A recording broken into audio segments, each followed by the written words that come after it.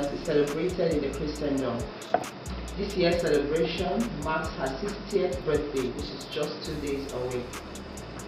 Through the years on KapitalFM 92.9, today celebrate Pastor Mrs Mary Abiodun Abioye, wife of Bishop David Abioye of Living Faith Church Worldwide. Good day, ma, and thank you for making our time for this interview. Thank you so very much. So we want to look into your life through the years. As we speak, what do you want people to know about Pastor Mrs. Mary Abiodun Abioye? Thank you so very much. Well, my name is Pastor Mary Abiodun Abioye, born into the family of late Christopher Ayo Olugbemi and elder Mrs. Rebecca Olugbemi in Kano. I was born in Kano 26 December 1963.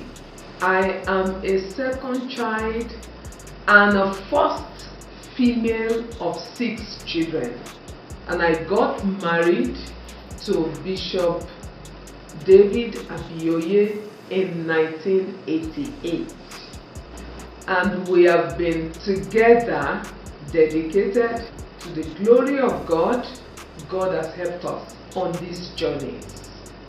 It has been a journey of God's faithfulness.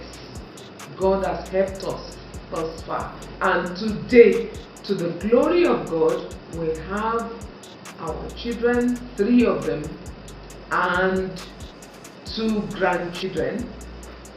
Still waiting for some more, and this is how far God has helped us. We were privileged to work with Bishop David Oyedepo under his leadership, and we have been together for the past 4 decades, to the glory of God.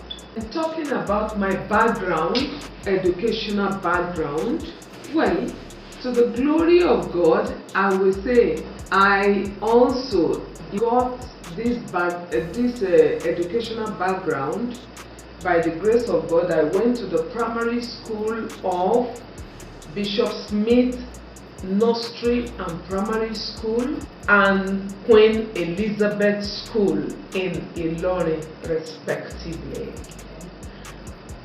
By the grace of God, I went to those schools, and after finishing from Queen Elizabeth School in some years ago, that's quite about 1981, finished school. I now started my BSc to study psychology in Trinity College and University in the United States. Online, it was done online, and after then I went immediately for my second degree in psychology, same in Liverpool University in the UK. And as soon as I finished the second degree, I was yearning for knowledge, more knowledge. I want to know more. And to the glory of God, I went in for my PhD. I had my doctorate degree in public administration in Walden University, United States. To the glory of God. And God has been faithful all these years. It has been yearning for knowledge. I want to know more. I've not reached my state. I want to keep knowing more. And a man of God said, the day you stop learning, you start dying. Yeah. And I don't want to die, so I want to keep learning, to know more in life, and to also be a blessing to my generation. Not just to acquire knowledge and lock it up. No, but I want to be a blessing to my generation, to see how I can make people better in life by my little contributions to their lives. Okay, so what was growing up like? What has changed in your years and what we have now? You see, when you talk about now, while we're growing up, we were taught home training. But nowadays, there's no home training. Nobody is responsible. Parents are not responsible to their children anymore. They don't even have time. Everybody is pursuing their career. But while those days, we will be told to sit down, discipline, respectfully. You must respect all people that are ahead of you. But right now, it's not like that. You see, a young girl wants to shake an elder's hand, which is wrong. Today you hear people say, this person lacks home training. But nobody ever says you lack school training. And nobody says you lack church training. Home training is where destinies are formed. And you can't play with it. But so many have left that off. And when foundation is already eroded. Let's move specifically to the girl child now. Okay. Growing up as a young girl, can you paint a picture of your growing up years and what we have with the young girls we have now? While growing up, you see, as a young girl, there were a lot of disciplines at home. We were disciplined. We were called to order when you were not working. But right now, there are a lot of laxity in the girls of today. They are not ready to learn. You see, scriptures must be fulfilled. In Jeremiah chapter 6 verse 16, it says, follow the old path. There is an old path we must follow, not this current path. Everybody thinks that this current path is where the thing is happening. No, we must go back to the old path. That is where we will find ourselves. So the girls of today are too loose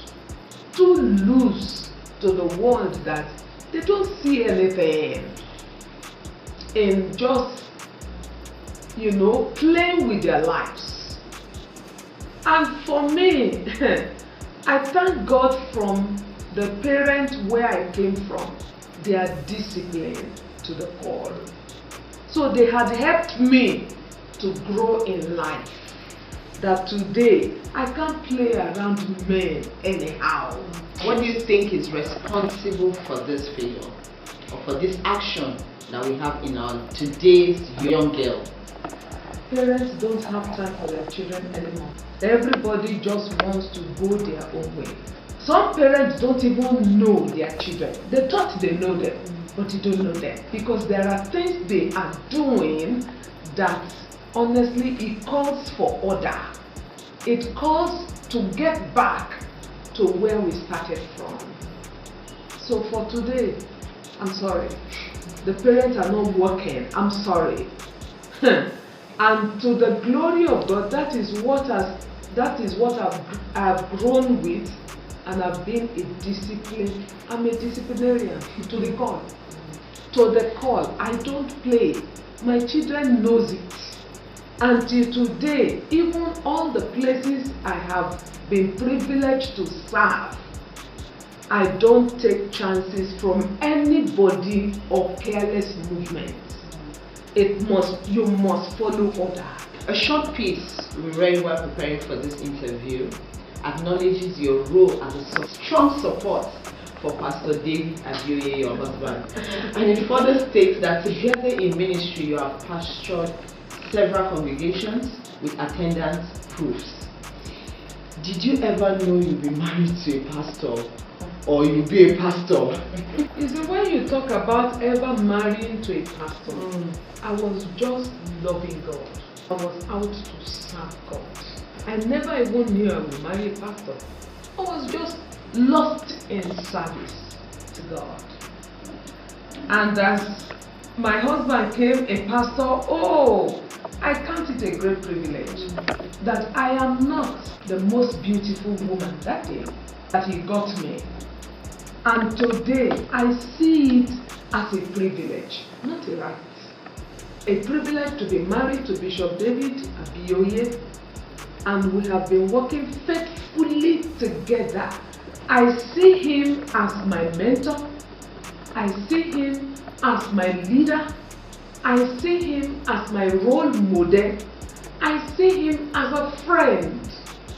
I see him, as a father to me, because I lost my father when I was in Form 4, age 16, when my father passed. And today, I have seen so much that in my husband. So I was out to serve, and I'm still out to serve him. I said, I want to serve this man. I'm not looking for competition. I'm looking for service. And when I serve him, I'll be lifted by God. The way God is lifting Bishop David Abioye, that's the way God is lifting me today, to the glory of God. Scriptures is being fulfilled. Way back, a lot of ladies who want to marry a pastor. When people want to describe one's level of poverty, years back, they usually would say being poor like a church rat. Yet you dived into it. What was it been? What has it been like all these years? Thank you so very much. When you talk about as poor as church rat, there's nothing like that. You need to understand the core of Christianity, and until you understand the core of Christianity, you will still be talking about as poor as church rat. You see, marrying a pastor is a service and is a sacrifice. And I tell people, until sacrifice pinches you, it can't pay you. It must pinch you first. That is what has helped me today. I wasn't looking for glamour. I was looking for service. How to serve, not for glamour. Now, if you look at it, when I got married in 1988, the first place he was posted to was Maiduguri. Wow. And it was, when I got there, I met bench. Wow! What's this? To sleep on bench? Oh! I said, welcome. We have just started. And to the glory of God, we stayed in Maiduguri for about 7 years and returned back again to Maiduguri. Again for another 5 years or so or thereabouts. But that was our first home. Till today, I quite appreciated that we went to Maiduguri and I slept on bench. My mind was not out sleeping on bench because I have a future, and I saw that my husband had a vision. I wasn't looking for television, I was looking for vision. But children of nowadays, especially ladies of nowadays, are looking for glamour and television. That is not what you should look for. Look for vision. A man with a vision will take you to the other side. When you don't have vision, you are lost completely. Money will finish, glamour will finish, time too will tie you down. But vision will keep you moving. Go for vision. Yeah. Okay, so pastors, their wives and families, over time we know they don't have a private life. Your home is open to everyone. Yes. So how have you been able to manage that space over the years? You see, there's nothing, when you talk about manage, that's just my life. Wow. Open to all. There's nothing to hide because we're not in secret cults. This is, when you talk about private life, you are looking for how to be a blessing, not looking for what to cover. There's nothing to cover. So it has been openness. And ever since we have been growing, people have been flocking our home. We have never lacked people in our home. People could testify to it, especially those that have been with us, who attest to this fact that our home is open to all. And when you come in, you are coming to learn. You are coming not the way you had come in, but you are coming to receive something more than what you brought in. And to let you know, my dear, I'm so grateful to God that God has just privileged me. By the grace of God, 22 years ago, 2 of the Koma youths, where they don't wear clothes, came to our home in Adamawa State. 2 of them are in our home. But to the glory of God today, by contribution, one of them went to Landmark University and became first class. Finished from Landmark University, was privileged to go to Covenant University and had masters and also had first class. To the glory of God, today this same boy is married. Amazing. Just about 2 Saturdays ago, in our home, I can't count numbers of people that came to our home and married from our home. Why their parents are still there, but they saw us as their parents and they got married from the home. So our home has been open to all. But our policy is nobody comes into our home and go the same way you came. No. Something must be contributed to your life. You must go to school. You must have education. You can't die in non-entity. Even as a help in the home, we encourage them to go to school. Thank you so much.